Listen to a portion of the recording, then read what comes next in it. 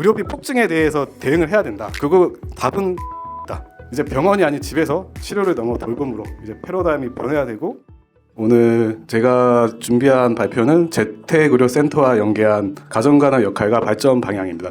이제 우리나라가 2035년 정도가 되면은 의료비의 50% 이상이 이제 노인들 의료비의 지출로 쓰입니다, 실제로. 그리고 더 충격적인 거는 통계상 내년부터 건강보험은 적자가 납니다.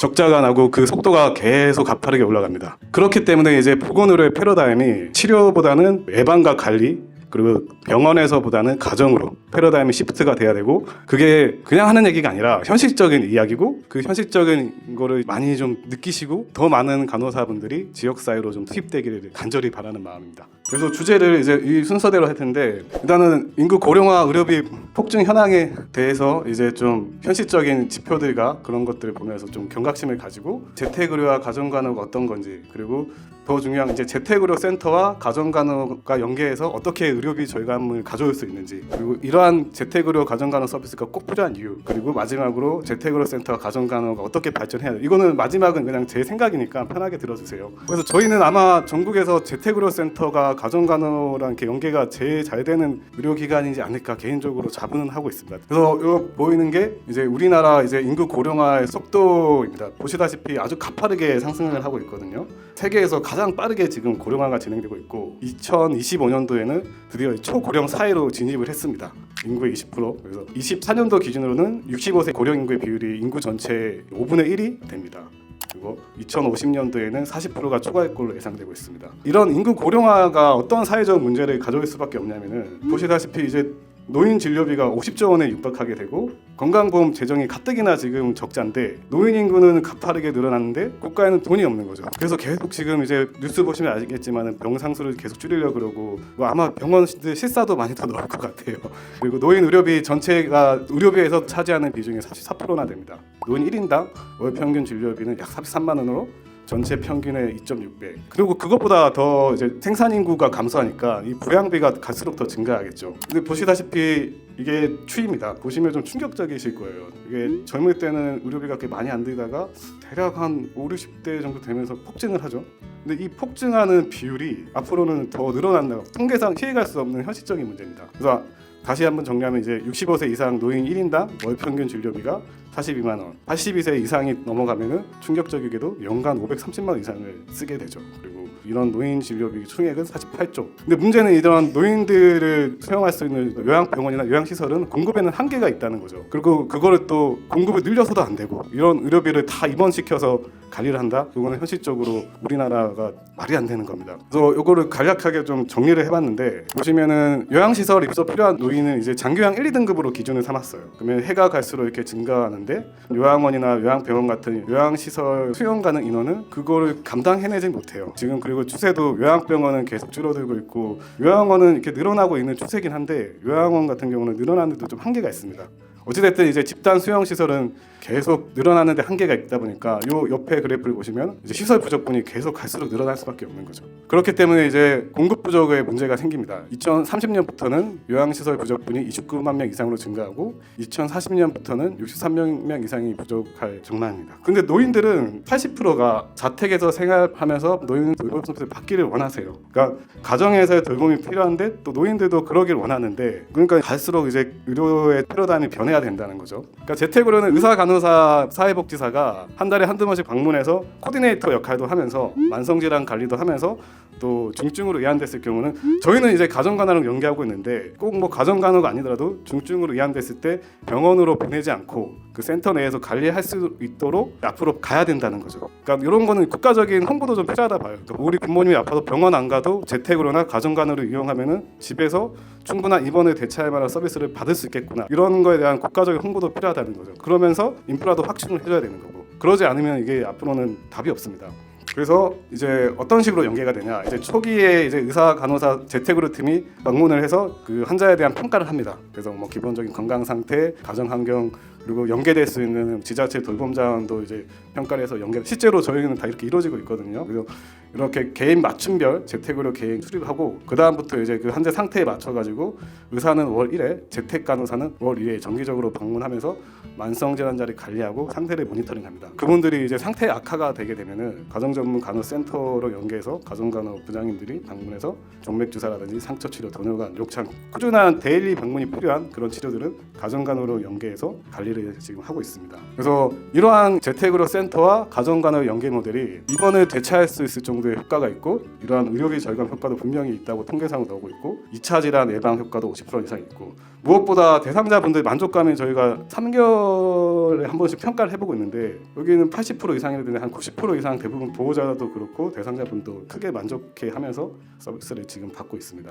일본에서는 우리보다 더 선제적으로 지금 하고 있는데 간단하게 설명드리면은 상당히 의료비 절감 효과가 있는 걸로 통계상 나오고 있어요. 근데 일본은 너무 과도하게 발달해서 지금은 좀 너무 이게 여러 가지 방식의 이런 가정 방문 형태가 방문하다 보니까 또 오히려 이런 게 또 사회적 문제가 되고 있다고 하긴 하는데 어찌됐든 초기에는 이런 입원비 의료비 절감 효과가 분명히 있다는 걸로 이제 일본 사례에서 나타나고 있습니다. 핵심은 이렇게 의료비 절감 효과가 있다. 그래서 이런 만성 질환 관리해서 혈압 조절률이 80% 향상하고 당뇨병도 이제 이렇게 개선되고 이런 만성 질환자들이 중증으로 이완되지 않도록 관리하는 효과가 있다. 그렇게만 좀 이해해 주시면 되겠습니다. 그리고 또 하나 이제 재택 의료와 가정 간호가 필요한 이유가 생각보다 고독사 하시는 분들이 우리나라가 많습니다. 이건 어떻게 보면 사회 복지 차원에서 고려해야 될 부분인데 이제 가족, 친척 등 주변 사람들과 단절된 채로 홀로 사는 사람들이죠. 노인, 우울증 환자분들도 그래서 통계상으로도 무연고 사망자 수가 2017년도에는 1,800명 정도였는데 2026년에 3,359명이었고 이게 갈수록 늘어나겠죠. 그리고 1인 가구 비율도 15%에서 34%인데 더 늘어날 거고 독거노인도 더 늘어날 거고 이런 분들을 위한 어떤 돌봄, 의료 서비스가 꼭 반드시 이루어져야지 안 그러면 이제 우리 부모님이 아니라 우리 친구의 부모님들이 비참한 노후를 맞이할 수 있다는 겁니다. 그래서 이런 사례도 있어요. 재택의료를 통해서 이제 고독사를 예방한 사례들도 많이 나오고 있으니까 이런 방문 의료 형태가 가정 간호를 동반한 이제 인간의 존엄성을 보장할 수 있고 보호자분들의 사회적 부담이죠. 그런 것도 경감시켜주고 사회 안전망도 강화시켜주고 의료 사각지대 저희 같은 경우는 이제 남양주에 위치하고 있지만은 가평이나 청평 이런 오지에도 지금 다 가고 있거든요. 한 번쯤 저희 병원 한번 오시면은 많이 느끼실 거예요. 현장에서 뛰어보면은 많이 느끼시거든요. 그런 의료 오지 지역에 계신 분들도 되게 비참하게 생활하시는 분들이 상당히 많았어요. 지금 저희가 잘 관리하고 있습니다. 그래서 이런 재택의료 연계 가정간호가 필요한 이유가 이제 우리나라가 유독 다른 나라에 비해서 가정에서의 임신 비율이 상당히 낮아요. 유럽, 미국, 네덜란드 같은 경우는 가정에서 임신 비율이 높은데 우리나라랑 일본 같은 경우는 옛날에는 그래도 이게 높은 편이었는데 이렇게 해가 갈수록 점점 더 이제 가정에서 임종보다는 병원으로 가서 이제 돌아가시는 게 많거든요. 근데 사실 노인분들은 가정에서 누구나 다 편안하게 가족들 품에서 돌아가길 원하잖아요. 병원에서 비참하게 이런 치료 저런 치료 받다가 돌아가는 거. 근데 이런 거에 대한 변화도 좀 필요하다 봅니다. 이제 국가적인 홍보가 이루어지고 이런 체계가 갖춰지면은 우리 부모님들이 내가 꼭 요양병원이나 요양원이나 이런 곳에 모시지 않아도 가정에서 돌보면서 우리 가족들 품에서 좀 편안하게 행복하게 임종을 맞이할 수 있는 그런 삶의 질을 고려한 존엄한 임종을 맞이할 수 있는 그런 측면에서도 병원보다는 가정에서의 입원을 대체할 만한 의료 서비스 제공이 필요하다는 거죠. 그래서 사회 전체적으로 이런 웰다잉 문화가 좀 확산이 됐으면 좋겠어요.